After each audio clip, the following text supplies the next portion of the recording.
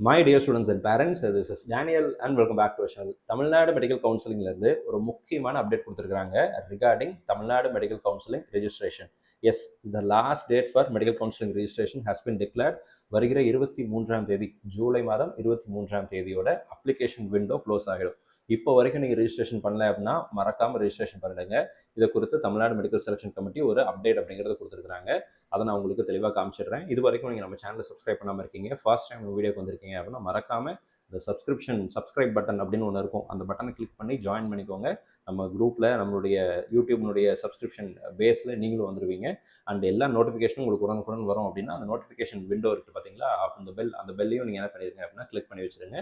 And நம்மளுடைய WhatsApp Telegram சேனலுடைய link எல்லாம் டிஸ்கிரிப்ஷனில் கொடுத்துருக்கிறேன், மறக்காமல் அதுலேயும் ஜாயின் பண்ணிடுங்க.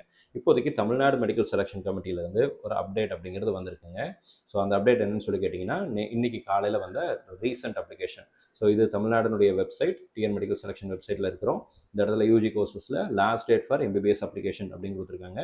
ஸோ வருகிற 23ஆம் தேதி சாயங்காலம் 5 மணியோட அப்ளிகேஷன் விண்டோ க்ளோஸ் ஆக போகுது. சோஃபார் நமக்கு வந்து பார்த்தீங்கன்னா 29ஆம் தேதி ஜூன் 29லேருந்து ஆரம்பித்து இப்போ வரைக்கும் அப்ளிகேஷன் அப்படிங்கிறது போயிட்டு இருக்கு. நீட் ரிசல்ட் நேற்றுக்கு வந்துச்சு. ஸோ இதனால் இதற்கப்புறம் ஒரு 1 வீக் ஆஃப் டைம் என்ன பண்ண போகிறாங்கன்னா அவங்க கொடுக்க போகிறாங்க. அந்த 1 வீக் டைமுக்கு அப்புறம் இன்எலிஜிபிள் லிஸ்ட் அப்படின்னு ஒன்று விடுவாங்க. இந்த இடத்துல போட்டிருக்காங்க பாருங்க.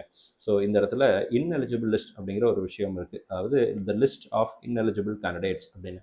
இது என்னன்னு சொல்லி கேட்டிங்கன்னா, நீங்கள் கவர்மெண்ட் கோட்டா அப்ளை பண்ணியிருப்பீங்க, கம்யூனிட்டி ரிசர்வேஷன் உங்களுக்கு இருக்கும், BC, BCM, MBC, SC, SC, ST, இந்த மாதிரி கம்யூனல் ரிசர்வேஷன் உங்களுக்கு இருக்கிற மாணவர்கள் கம்யூனிட்டி சர்டிஃபிகேட் ரிலேட்டடாக ஏதாவது இஷ்யூ இருந்துச்சுன்னா அவங்களுக்கு கம்யூனல் ரிசர்வேஷன் கிடைக்காம போகும். அப்போ அவங்க அதில் இன்எலிஜிபிளாக இருப்பாங்க. அதில் யாராவது இன்எலிஜிபிளாக இருந்தாங்கன்னா லிஸ்ட்டு தனியாக கொடுப்பாங்க. கவர்மெண்ட் கோட்டா ஓகே, மேனேஜ்மெண்ட் கோட்டாவில் நீங்கள் வந்து மைனாரிட்டி கேட்டகரி, லிங்குவிஸ்டிக், ரிலீஜியஸ் மைனாரிட்டிக்கு அப்ளை பண்ணியிருக்கீங்க அப்படின்னா அதில் உங்கள் டாக்குமெண்டேஷனில் ஏதாவது மிஸ்டேக்ஸ் இருந்துச்சுன்னா இன்எலிஜிபிள் லிஸ்ட்டில் உங்கள் பேர் கொடுப்பாங்க.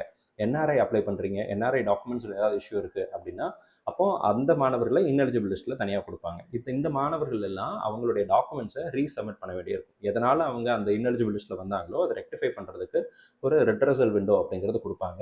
ஸோ இது எல்லா மாணவர்களுக்கும் வரக்கூடிய கரெக்ஷன் விண்டோ கிடையாது. It is only for the ineligible candidates. அவங்க தங்களை மீண்டும் எலிஜிபிள் லிஸ்ட்டுக்குள்ளே கொண்டு வரதுக்கு, ரேங்க் லிஸ்ட்டுக்குள்ளே கொண்டு வரதுக்கு அவங்களுக்கு இருக்கக்கூடிய ஒரு கடைசி வாய்ப்பாக இருக்கும். இந்த ப்ராசஸ் எல்லாம் இந்த அப்ளிகேஷன் க்ளோஸ் ஆனதுக்கப்புறம் தான் வரும். இந்த ப்ராசஸ் முடிஞ்சதுக்கப்புறம் தான் Tamil Nadu government will issue the rank list, merit list அப்படிங்கிறத ரிலீஸ் பண்ணுவாங்க. ஸோ இதனால தான் என்ன பண்ணுறாங்க அப்படின்னா இன்னும் ஒரு வாரம் டைம் கொடுத்து அதுக்கப்புறம் நமக்கு ரிஜிஸ்ட்ரேஷன் அப்படிங்கிறத க்ளோஸ் பண்ண போகிறாங்க. So the last date for MBBS BDS application அப்படிங்கிறது 23ஆம் தேதி சாயங்காலம் 5 மணி as per Indian standard time. சரிங்களா, இந்தியன் ஸ்டாண்டர்ட் டைம் சாயங்காலம் 5 o'clock நமக்கு அப்ளிகேஷன் அப்படிங்கிறது க்ளோஸ் ஆகுது.